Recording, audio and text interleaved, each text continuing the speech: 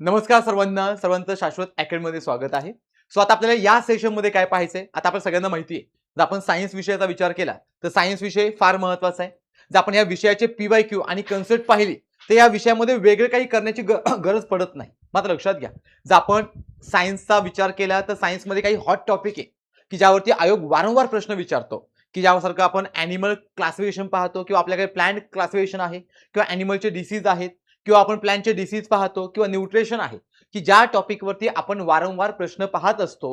मग आता आपण या सेशनमध्ये थोडक्यात पाहणार की प्लॅन क्लासिफिकेशनवरती आतापर्यंत आयोगाने PYQ कसे रिपीट केलेत. मग लक्षात घ्या, सो PYQ आपल्याला मोस्ट ऑफ आहे असे रिपीट होताना दिसत नाही.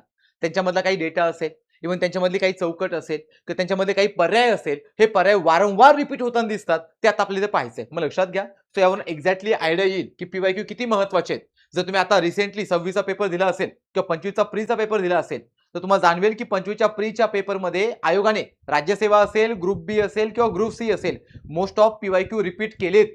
PYQ रिपीट केलेत म्हणजे डायरेक्टली रिपीट नाहीयेत. लक्षात घ्या, डायरेक्टली रिपीट नाहीये, पण ती चौकट किंवा ती कन्सेप्ट ती रिपीट होते पुन्हा. म्हणून आपल्या PYQ महत्त्वाचे आहेत की ज्यातून आपल्याला एक्झॅक्टली आयोगाचा एरिया समजतो की या टॉपिकमध्ये काय वाचायचंय किंवा या टॉपिकवरती आतापर्यंत आयोगाने कशा प्रकारे प्रश्न विचारलेत हे इथे समजून घ्यायचंय. सो या आता आपला पहिला प्रश्न पाहून घ्या. केव्हाचा आहे लक्षात घ्या, प्रश्न आहे ग्रुप सी 24चा. आता प्रश्न प्रॉपर समजून घ्या. या प्रश्नामध्ये मी फक्त तुम्हाला डिकोड करून सांगतोय की एक्झॅक्टली आयोगाने कसं विचारले. लक्षात घ्या, प्रश्न आहे ग्रुप सी 24चा. काय विचारले, खालीलपैकी कोणते विधान ब्रायोफायटा बाबत चुकीचे आहे. आता लक्षात घ्या, प्रश्नामध्ये विचारले ब्रायोफायटा. मग आता लक्षात घ्या PYQ थोडक्यात रिपीट कसा होतो. प्रश्न केव्हाचा आहे ग्रुप सी 24चा. हा प्रश्न पहा, हा केव्हाचा आहे राज्यसेवा 24चा. दोन्ही प्रश्न एकाच वर्षी पूर्व परीक्षेला आले.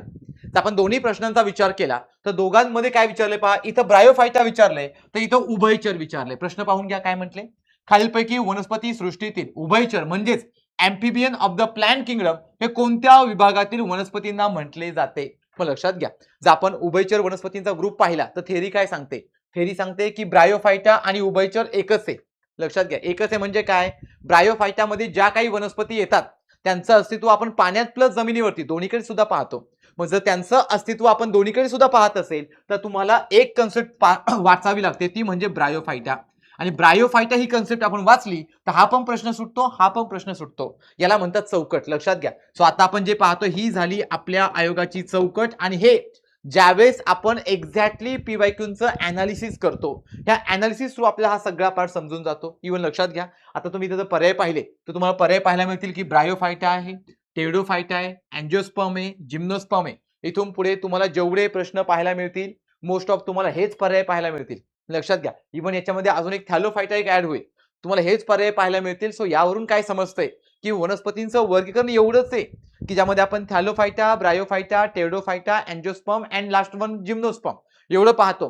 सो आयोग यावरतीच नेहमी प्रश्न विचारतो. मग लक्षात घ्या, जर आपण या प्रश्नाचा विचार केला तुम्हाला सगळं स्पष्टीकरण या प्रश्नाचं तुम्हाला झिरो एरर सायन्स या पुस्तकात पाहायला भेटेल. हे सगळं स्पष्टीकरण की ज्या स्पष्टीकरणामधून तुम्हाला Bryophyta, Thallophyta, gymnosperm, angiosperm, Pteridophyta या सगळ्यांची कन्सेप्ट क्लिअर होईल किंवा आयोगाने प्रश्न कसा विचारलाय त्याचा माइंडसेट क्लिअर होईल.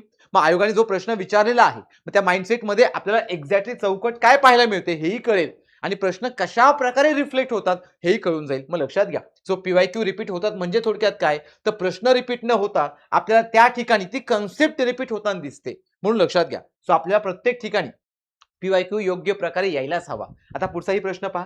जर तुम्ही पुढचा प्रश्न पाहिला काय विचारलाय पहा की ब्रायोफायटा या बाबतीत टेरिडोफायटा वेगळा कसा. आता लक्षात घ्या बरं का, प्रश्न नीट पाहून घ्या काय विचारलाय, ब्रायोफायटा हा टेरिडोफायटा बाबतीत वेगळा कसा. आता या मागच्या प्रश्नाकडे जर आपण मागचा प्रश्न पाहिला काय होता रे ब्रायोफायटा, इथे या ऑप्शनकडे टेरिडोफायटा. मी काय म्हणतोय कळतंय का, ऑप्शन पण सेमच आहे. लक्षात घ्या, ऑप्शन पण सेमच आहे म्हणजे आपले पर्याय पण सेमच आहे. देन तुम्ही पुढे या, अजून तुम्ही हाही प्रश्न पहा. हा प्रश्न आहे कंबाईन सी प्री 2019चा. हा प्रश्न घ्या केव्हाचा आहे, कंबाईन बी प्री 2018चा. काय विचारलंय पहा, खालीलपैकी कोणत्या वनस्पती गटांमध्ये संवहनी संस्था व बीजाणू निर्मिती असते परंतु यांच्यामध्ये बीजे नसतात. आता लक्षात घ्या बरं का, आता जर हे दोन प्रश्न पाहिले एक्झॅक्टली सेम आहेत. एक्झॅक्टली सेम म्हणजे कन्सेप्ट सेम आहेत. फक्त तुम्हाला त्याच्या आधी एकदा सांगतो की पर्याय पण पाहून घ्या. पर्याय पाहून घ्या. आता हेच पर्याय काय पर्याय दिले पहा, ब्रायोफायटा, टेरिडोफायटा, अनावृत्त बीजी, आवृत्त बीजी. अनावृत्त बीजीला आपण जिम्नोस्पर्म म्हणतो. लक्षात घ्या, जर आपण याचा विचार केलेला आपण जिम्नोस्पर्म म्हणतो आणि यांना आपण अँजिओस्पर्म म्हणतो. याच्या आधी मी तुम्हाला एक प्रश्न दाखवला राज्यसेवा प्रीचा, तुम्ही लक्षात घ्या हा प्रश्न पहा, पर्याय पण सेमच आहे. लक्षात घ्या, आयोगाने पर्याय पण सेम ठेवले, फक्त प्रश्न बदलला. पर्याय पण सेम आहे. सो आपल्याला जो काही पीवायक्यू पाहायचा आहे तो प्रॉपर डिकोड करायचा आहे. प्रॉपर की एक्झॅक्टली आयोग काय विचारतंय किंवा एक्झॅक्टली आयोगाची चौकट काय आहे हे आपल्याला या ठिकाणी समजून घ्यायचंय. मग लक्षात घ्या, जर आता आपण ह्या सगळ्या मुद्द्यांचा विचार केला तर आता ह्या प्रश्नाकडे पुन्हा या. आता हा प्रश्न लक्षात घ्या, पर्याय पण सेम आहे. तुम्ही या अप्रोचने पण सोडू शकता. दुसरा अप्रोच पहा, काय म्हटलंय, ब्रायोफायटा या बाबतीत टेरिडोफायटा वेगळा असतो. आता लक्षात घ्या, ब्रायोफायटा टेरिडोफायटा दोघे पण अबीजपत्री वनस्पती आहेत की ज्यांना आपण क्रिप्टोगॅम म्हणतो. जर दोघांनाही आपण क्रिप्टोगॅम म्हणत असेल तर क्रिप्टोगॅम म्हणजेच काय झाला, तर आपल्याकडे असणारा अबीजपत्री. मग लक्षात घ्या, टेरिडोफायटामध्ये ऑर्गॅन असतात की ज्यांना आपण लीव्स, रूट, स्टेम असे भाग पाहतो. पण जर आपण इकडे विचार केला ब्रायोफायटा, तर ब्रायोफायटाकडे कुठलाही ऑर्गॅन नसतो. म्हणजेच ब्रायोफायटा हा वेगळा कसा, तर यांच्याकडे वाहिन्या नसतात. वाहिन्या म्हणजे झायलेम आणि फ्लोएम, त्यांना आपण व्हॅस्क्युलर टिश्यू म्हणतो. लक्षात घ्या, जर आपण झायलेम आणि फ्लोएमचा विचार केला, यांना आपण व्हॅस्क्युलर टिश्यू म्हणतो. यांच्याकडे व्हॅस्क्युलर टिश्यू नसतात, यांच्याकडे असतात. आता इथे या, काय म्हटले पहा, खालीलपैकी कोणत्या वनस्पती गटामध्ये संवहनी संस्था, संवहनी संस्था म्हणजे व्हॅस्क्युलर सिस्टीम, आणि इथे विचारलं होतं टेरिडोफायटा वेगळा कसा असतो, तर कसा असतो, टेरिडोफायटामध्ये संवहनी संस्था असतात. पुढे काय म्हटलंय पहा, बीजाणू निर्मिती असते परंतु बीजे नसतात. बीजे नसतात म्हणजे कोणती वनस्पती, अबीजपत्री. नावातच आहे, बीजे नसणे म्हणजे अबीजपत्री, बीजे असणे म्हणजे बीजपत्री.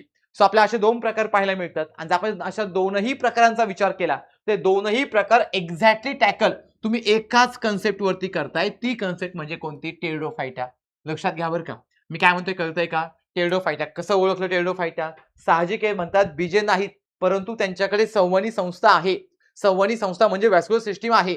व्हॅस्क्युलर सिस्टीम आहे म्हणजे त्यांच्याकडे लीव्स, रूट, स्टेम हे सगळे घटक असणार.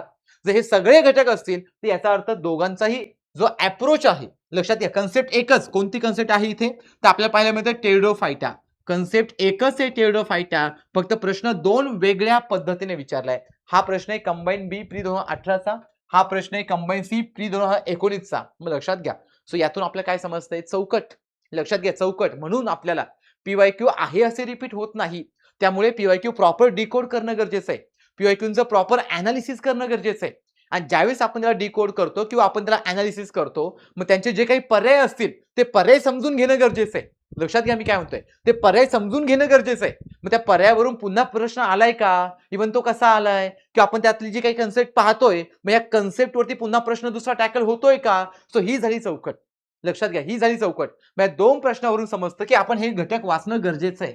लक्षात घ्या, हा घटक वाचणं गरजेचं आहे. सो आपला जो स्टडी असायला हवा तो पीवायक्यू ओरिएंटेड, की पीवायक्यू मधून एक्झॅक्टली कळतं की सिलेबस किती आहे, सिलेबस कोणत्या प्रकारे डिझाईन झालाय हे आपल्याला पीवायक्यू मधून कळतं. त्यामुळे लक्षात घ्या, सो आपण हे दोन्ही पीवायक्यूचा विचार केला तुम्ही ते सगळं स्पष्टीकरण पाहायला मिळतंय की ज्यामध्ये आपण झायलेम काय आहे सांगितलंय. लक्षात घ्या, झायलेम, ब्रायोफायटा, फ्लोएम सगळं सांगितलंय. देन टेरिडोफायटामध्ये वाहिनीय ऊती असतात. मग इथे लक्षात घ्या, जर तुम्ही हा प्रश्न पाहिला तर या प्रश्नाचं स्पष्टीकरणावरून तुम्ही हा प्रश्न सोडवू शकता. एवढं सोपं आहे. आणि जर तुम्ही ह्या प्रश्नाचं स्पष्टीकरण पाहिलं तर तुम्ही हा प्रश्न सोडवू शकता. बिकॉज दोनही प्रश्नामध्ये आपण कन्सेप्ट सेम पाहतोय आणि हे सगळं तुम्हाला कशामध्ये आहे, तर आपल्या झिरो एरर सायन्स मध्ये सगळं डिकोड केलंय. तुम्हाला काही करण्याची गरज नाही, फक्त यातले पीवायक्यू चांगले पाहिजेत. लक्षात घ्या, फक्त पीवायक्यू चांगले पाहिजे, ते पीवायक्यू प्रॉपर डिकोड करायचे. तुम्हाला पीवायक्यू पाहणं, त्याचं स्पष्टीकरण तयार करणं, मग त्याला डिकोड करणं, मग इतर पर्यायांचं स्पष्टीकरण काय ते शोधत बसणं, अजिबात वेळ घालू नका. आपला पेपर ऑब्जेक्टिव्ह आहे, पेपर ऑब्जेक्टिव्ह आहे, यासाठी एवढा वेळ घालवण्याची गरज नाही. डायरेक्टली स्पून फिडिंग करून घ्या. जे भेटले त्याला वाचून घ्या. जेवढं तुम्ही वेळ वाचवताल तेवढा फायदा आहे, तेवढं तुम्हाला रिव्हिजनला जास्त वेळ भेटेल. त्यामुळे हे सगळं स्पष्टीकरण तुम्हाला या पुस्तकात आहे की जेणेकरून तुम्ही हे सगळं इझिली क्लिअर करू शकता. अजून तुम्ही एखादा प्रश्न पाहू शकता. काय विचारलंय पहा, योग्य उदाहरणांसह शैवालाचे गट जुळवा. प्रश्न केव्हाचा आहे, ग्रुप बी 24चा. देन इकडे हा प्रश्न केव्हाचा आहे, पूर्व परीक्षा एप्रिलचा प्रश्न आहे. काय विचारलंय पहा, लक्षात घ्या, हा सुद्धा आपल्याकडे ग्रुप बी पूर्व परीक्षेचा पेपर आहे, 23चा प्रश्न आहे. हा प्रश्न 24चा आहे. आता काय विचारलंय पहा, जर तुम्ही हे सगळे जोड्या लावा पाहिले, हे सगळे शैवालाबद्दल विचारले. शैवाल म्हणजे आपल्याकडे असणारा थॅलोफायटा. लक्षात घ्या, शैवाल म्हणजेच कोण, सो आपल्याकडे असणारा थॅलोफायटा. मग जर आपण या थॅलोफायटाचा विचार केला, त्याच्यामध्ये मल्टिपल शैवाल आहेत. मग काय विचारले पहा, की हिरवे शैवाल आहे, तपकिरी शैवाल आहे, लाल शैवाल आहे, पिवळे शैवाल आहे. यांनाच आपण green algae, brown algae, red algae, then yellow algae म्हणतो. आता पुढे या, पुढे तुम्हाला तेच पर्याय पाहायला मिळतील. काय विचारले पहा, शैवाल वर्गीकरणाबद्दल. किटोफेरल्स हा गट खालीलपैकी कोणत्या वर्गामध्ये येतो. आता पर्याय वाचा. लक्षात घ्या, क्लोरोफायटा. क्लोरोफायटा म्हणजेच ग्रीन अल्गे. लक्षात घ्या, क्लोरोफायटा म्हणजेच ग्रीन अल्गे. पुढे म्हटलंय कॅरोफायटा, याच्याही मध्ये आपण काही प्रमाणामध्ये ग्रीन अल्गेचा समावेश पाहतो. सायनोफायटा, सायनोफायटा म्हणजेच आपल्याला या ठिकाणी ब्राऊन अल्गे पाहायला मिळतो. रोडोफायटा म्हणजे हा म्हणजेच आपला रेड अल्गे. मग लक्षात घ्या, हेच पर्याय तुम्हाला इथे पाहायला मिळतात. हेच पर्याय तुम्हाला इथे पाहायला मिळतात. फक्त आयोगाने इथे ग्रीक आणि लॅटिन शब्द वापरले आणि इथे आपले नॉर्मल शब्द वापरले. मी काय म्हणतोय कळतंय का? यावरून कळतं आयोगाने प्रश्न विचारला याच्यावरती, थॅलोफायटावरती. जसं आपण मागे पाहिलं की मागे ब्रायोफायटा होता, टेरिडोफायटा होता. हे दोघेही आपल्याकडे अबीजपत्री आहे. तसंच आपण या वनस्पतींचा विचार केला तर हे पण अबीजपत्री आहे. अबीजपत्री म्हणजे आपण यांना क्रिप्टोगॅम म्हणतोय. जर आपण यांना क्रिप्टोगॅम म्हणत असेल तर एक्झॅक्टली आपल्याला या ठिकाणी काय पाहायला मिळते? The part of thallophyta. So ही झाली आपली चौकट. लक्षात घ्या, आणि या चौकटीचं स्पष्टीकरण सगळं तुम्हाला इथे पाहायला मिळतंय की ज्यामध्ये क्लोरोफायटा काय आहे, देन कॅरोफायटा काय आहे, त्याला आपण चारोफायटा म्हणतो. मग त्याचे सगळे वैशिष्ट्य, त्यांच्यामध्ये येणारी सगळे उदाहरणं, हे सगळे इथे पाहायला मिळतात. लक्षात घ्या, वर्गीकरणामध्ये उदाहरण किंवा एक्झाम्पल मस्ट आहे. आणि जेवढं तुम्ही ते एक्झाम्पलला समजून घेता तेवढा तुम्हाला हा सगळा भाग पाहायला मिळतो. सो हा टोटल पार्ट कसा आहे आपला एक्झाम ओरिएंटेड, लक्षात राहू द्या, महत्वाचा आहे. या पुढचा प्रश्न, तुम्हाला हा प्रश्न लक्षात आला का? एकदम सोपा आहे. या पुढचा प्रश्न, आता लक्षात घ्या, पुढचा प्रश्न काय विचारलाय? पुन्हा तेच पर्याय, पर्याय पण तेच आहे पहा. Gymnosperm, Thallophyta, angiosperm, Bryophyta. प्रश्न केवळचा आहे कंबाईन बी 20 चा. लक्षात घ्या बरं का, मी तुम्हाला गॅरंटी देतो, तुम्ही जर पीवायक्यू वरती चांगली पकड आणली, चांगली पकड म्हणजे काय? पीवायक्यू आणि उत्तर पाठ असणं म्हणजे पीवायक्यू वरती पकड नाही. पीवायक्यू कसा विचारलाय त्याला प्रॉपर डिकोड करा. लक्षात घ्या, पीवायक्यू सोडवणं म्हणजे एका मिनिटामध्ये वाचणं आणि उत्तर सोडवणं नव्हे. त्याला प्रॉपर डिकोड करा. एका पीवायक्यूला 10-10, 15-15 मिनिटं द्या. एक्झॅक्टली समजून घ्या की आयोगाने हा का विचारला किंवा यापूर्वी आयोगाने असा का विचारला, मग तो प्रश्न हा प्रश्नामध्ये काय सिमिलर आहे, मग आयोग येथून एक्झॅक्टली काय कनेक्ट करतोय, म्हणजे आपल्या अभ्यासामध्ये पण ती कनेक्टिंग लिंक यायला हवी. लक्षात घ्या, याला प्रॉपर डिकोडिंग म्हणतात. आणि ज्यावेळेस आपण हे प्रॉपर डिकोडिंग करू, देन आपल्याला हे सगळे पीवायक्यू आणि येणारे प्रश्नपत्रिका आपण इझिली सोडवू शकतो. सो हा प्रश्न पहा काय विचारलाय. शैवाल आणि बुरशीचा समावेश खालीलपैकी कोणत्या गटात होतो? सोपा प्रश्न आहे. शैवाल आणि बुरशीचा आपण विचार केला, आताच आपण हा प्रश्न मागे पाहिला शैवालाचा. मग ज्यावेळेस तुम्ही हे शैवाल वाचता त्यावेळेस तुम्हाला कळेल शैवाल कशामध्ये आला? थॅलोफायटामध्ये. मग इथे शैवाल आणि बुरशी दोघेही कशामध्ये पाहायला मिळतात? थॅलोफायटामध्ये. आता पुढे या, आता हा पण प्रश्न पहा काय विचारले पहा. खालीलपैकी कोणते शैवाल अगार नावाच्या पदार्थाचे व्यावसायिक उत्पादनासाठी वापरतात? म्हणजे प्रश्न पुन्हा कशाबद्दल आला? थॅलोफायटा. बिकॉज थॅलोफायटामध्ये आपल्याला नंबर ऑफ अल्गे पाहायला मिळतात, कारण त्या अल्गेला कोणताही ऑर्गॅन नसतो किंवा कोणताही अवयव नसतो. जर त्यांना कोणताही अवयव नसेल किंवा कोणताही ऑर्गॅन नसेल तर असे सगळे घटक आपल्याला इथे पाहायला मिळतात. मग लक्षात घ्या, जर आपण ह्या प्रश्नाचा विचार केला, याचंही स्पष्टीकरण तुम्हाला ह्या सगळ्या पुस्तकात दिलेलं आहे. तुम्ही जर हे पुस्तक पाहिलं, एकदम इन डिटेल स्पष्टीकरण आहे आणि ते सगळ्या मुलांना वाचता येईल. मराठी मीडियमचाही मुलगा वाचू शकतो, सेमी इंग्लिशचाही वाचू शकतो, इंग्लिश मीडियमचाही वाचू शकतो, कारण पुस्तक त्या त्या अँगलने आहे. त्या अँगलमध्ये तुम्ही पाहू शकता स्पष्टीकरण. हे पहा, अगार जिथे मराठी शब्दाची गरज आहे तिथे मराठी शब्द आहे, जिथे इंग्रजी शब्दांची गरज आहे तिथे इंग्रजी शब्द आहेत. सो ऑल टाईपच्या मुलांना ते सुटेबल आहे असं पुस्तक हे आहे, असं स्पष्टीकरण हे आहे की ज्यातून तुम्हाला एक्झॅक्टली तो पीवायक्यू काय करता येईल तर डिकोड करता येईल. मग सेम प्रश्न पुन्हा, हिरवे शैवाल, ब्राऊन शैवाल, लाल शैवाल. मग या प्रश्नाचं उत्तर काय? लाल शैवाल कशाच्या रिगार्डिंग आला? थॅलोफायटा. सो हे पीवायक्यू तुम्हाला सांगतात की थॅलोफायटा मस्ट आहे, वाचा. मग याला वाचण्यासाठी दुसरीकडे जाऊ नका, स्पष्टीकरणामध्ये सगळं आहे. स्पष्टीकरणामध्ये सगळं आहे. स्पष्टीकरण वाचलं इनफ आहे, यातून तुम्हाला सगळा थॅलोफायटा इझिली कव्हर होईल. लक्षात घ्या, यातून जेवढा काही थॅलोफायटा आहे तो आपण इझिली कव्हर करू शकतो किंवा त्याच्या ओरिएंटेड जेवढी माहिती आहे ती सगळी तुम्हाला इथे मिळून जाईल. चला या पुढे, आता लक्षात घ्या थॅलोफायटामध्ये काय काय हे पण इथे सांगितलंय सगळं स्पष्टीकरणामध्ये की मुळं, खोडं, पानं यांना नसतात, असे भाग नसतात, हे म्हणजे थॅलोफायटा. चला या पुढे, आता पुढचाही प्रश्न पहा. लक्षात घ्या काय विचारले. नायट्रोजन स्थिर करण्यासाठी खालीलपैकी कोणते शैवाल जास्तीत जास्त उपयुक्त आहे? हा कंबाईन पूर्व 23 चा प्रश्न आहे, आयोगाने खूपदा विचारलाय. मग तुम्हाला ह्या प्रश्नाचा एक डेमो दाखवतो. आता इथे काय केलंय पहा आपण की क्लोरोफायसी आहे, मिक्झोफायसी आहे, रोडोफायसी आहे, फिओफायसी आहे, हे सगळे शैवाल आहेत.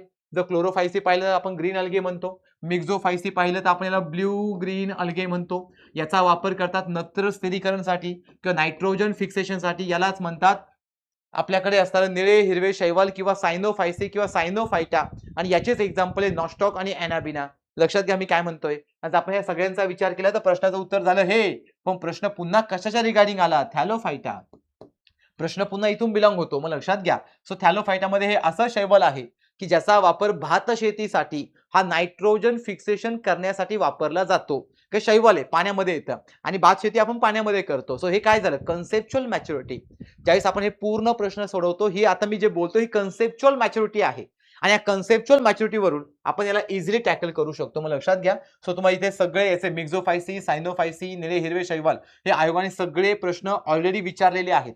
मग एकदा सायनोफायसी विचारलाय, एकदा निळे हिरवे शैवाल विचारले, एकदा मिक्झोफायसी विचारले. सो आपला हा सगळा अप्रोच लक्षात घेणं मस्ट आहे. देन पुढे इथे सगळे तुम्हाला स्टेज दिलेत की नायट्रोजन कसा फिक्स केला जातो, त्याच्यामध्ये कारण काय आहे आणि देन इतर जे पर्याय आहेत. मग हिरवे शैवाल काय, त्याचा यूज काय, लाल शैवाल काय, त्याचा वापर काय, देन तपकिरी शैवाल काय, त्याला आपण फिओफायसी म्हणतो, त्याचा वापर काय, हे सगळं मेन्शन केलंय. मग लक्षात घ्या. प्लस परीक्षेसाठी महत्वाचं काय ते पण दिलेलं आहे की आपण जर पाहिलं नायट्रोजन फिक्सेशन तर यासाठी जे जैविक खत वापरतो आपण भात शेतीसाठी ते म्हणजे सायनोबॅक्टेरिया, ते म्हणजेच मिक्झोफायसी आणि ते म्हणजेच ब्ल्यू ग्रीन अल्गे. तिघांचा अर्थ एकच. मग लक्षात घ्या. सो मी आता सांगितलं हे एकदम शॉर्ट मध्ये, हे तुम्हाला डायरेक्टली स्पून फीडिंग आहे. तुम्हाला सर्च किंवा रिसर्च करण्याची गरज नाही, विनाकारण वेळ घालवायचा नाही. लक्षात घ्या. विनाकारण वेळ घालवायचा नाही कारण आपल्याला याची रिव्हिजन पण करायची आहे. सो तेवढं जेवढं तुम्ही स्मार्ट पद्धतीने करता, जेवढं तुम्हाला भेटते पटकन घ्या. पटकन घ्या, त्याला जास्तीत जास्त रिवाइज द्या आणि जास्तीत जास्त रिव्हिजन दिल्यामुळे ही सगळी कन्सेप्च्युअल मॅच्युरिटी एकदम क्लिअर होऊन जाईल. मग लक्षात घ्या. सो अशा प्रकारचं स्पष्टीकरण तुम्हाला ह्या बुक मध्ये पाहायला भेटते. त्याचबरोबर तुम्ही पाहू शकता पुढे काय विचारले पहा, जैविक खत भात शेतीसाठी म्हणून काय वापरतात. प्रश्न केव्हाचा आहे कंबाईन बी वीजचा. लक्षात घ्या. काय विचारले, खालीलपैकी कोणते जैविक खत भात शेतीसाठी वापरतात. आता या मागच्या प्रश्नाकडे काय म्हटलं होतं, नायट्रोजन स्थिर करण्यासाठी खालीलपैकी कोणते शैवाल जास्तीत जास्त उपयुक्त आहे. जर तुम्ही हे सगळं स्पष्टीकरण पाहिलं तर तुम्हाला पाहायला भेटेल की यामध्ये आपण काय करतो, नॉस्टॉक अॅनाबिना वापरतो आणि हे कशासाठी वापरतो, भात शेतीसाठी. लक्षात घ्या. हे पाहिजे मी हायलाइट केले भात शेतीसाठी.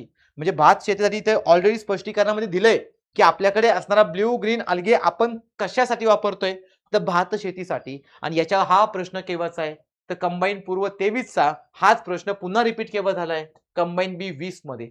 म्हणून लक्षात घ्या. म्हणून तुम्हाला स्पष्टीकरण, the proper analysis and proper decoding is the must. हे मस्ट आहे.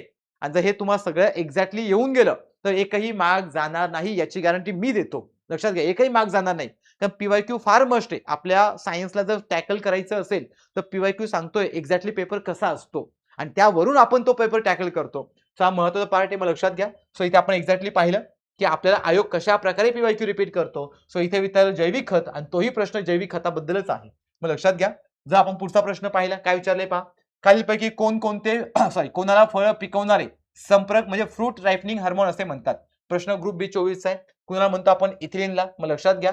जर तुम्ही आता हे सगळे पर्याय पाहिले, ऑक्झिन, जिबर्लिन, इथिलीन, सायटोकायनिन सगळे ग्रोथ हार्मोन आहे. आता याचा प्रश्न रिपीट कसा होतो सांगतो पुढे, पण इथे पाहून घ्या. सगळ्यांचं स्पष्टीकरण आहे. इथिलीन काय स्पष्टीकरण दिलंय, देन बरोबर ऑक्झिन. आता हे इतर पर्यायांचं स्पष्टीकरण आहे. इतर पर्यायांचं का, कारण आपल्या इतर पर्याय सुद्धा महत्वाचे आहेत. मग ऑक्झिनचा रोल काय आहे ते दिलंय, जिबर्लिनचा रोल दिलाय, सायटोकायनिनचा रोल दिलाय. म्हणजेच काय, एका टॉपिक मध्ये तुमच्या 4 टॉपिक क्लिअर झाले. तुम्हाला इथिलीन पण समजला, तुम्हाला ऑक्झिन पण समजला, जिबर्लिन पण समजला, सायटोकायनिन पण समजला. आणि ज्यावेळेस आपण या सगळ्या गोष्टींना वाचतो, लक्षात घ्या, ज्यावेळेस आपण या सगळ्या गोष्टींना वाचतो एक्झॅक्टली आपल्याला समजतं की अरे या टॉपिकवरती पीवायक्यू आलाय, अरे त्या टॉपिकवरती पीवायक्यू आलाय. मग मी हे इथे वाचलंय, मग आता मी ह्या प्रश्नाला जे मी वाचलंय त्याला मी इथे लिंक करतो आणि मी लिंक करून मी उत्तरापर्यंत जातोय. म्हणजे आपला आत्मविश्वास वाढतोय. लक्षात घ्या. जर आपल्या मेंदूमध्ये कंटेंट प्रॉपर असेल तर आपण उत्तर शोधू शकतो आणि प्रॉपर कंटेंट सगळं तुम्हाला या स्पष्टीकरणामध्ये मिळतंय. त्यामुळे तुम्हाला हे स्पष्टीकरण वाचायचंच जेणेकरून तुम्हाला जास्तीत जास्त मार्क्स मिळवायचे. देन पुढे काय विचारले, खालीलपैकी कोणते हार्मोन हे एजिंग हार्मोन आहे म्हणजे वृद्धत्व तयार करणारे हार्मोन आहे असं विचारले.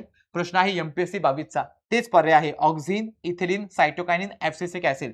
तेच पर्याय लक्षात घ्या. जे पर्याय आपण इथे पाहिले तेच पर्याय तिथे आहे. मग ज्यावेळेस तुम्ही हे सगळं कन्सेप्ट वाचून घेता, कन्सेप्ट वाचली की तुम्ही इझिली हा प्रश्न सोडवता. लक्षात घ्या मी काय म्हणतोय. आणि कन्सेप्ट वाचण्यासाठी तुम्हाला वेगळंही काही करण्याची गरज नाही. आतापर्यंत जेवढे पीवायक्यू आहे त्यांना प्रॉपर डिकोड करा. त्याच्या बाहेर सायन्स नाही. लक्षात घ्या. कारण आयोग प्रत्येक वर्षी काहीतरी प्रश्न ह्या टॉपिकवरती विचारतो.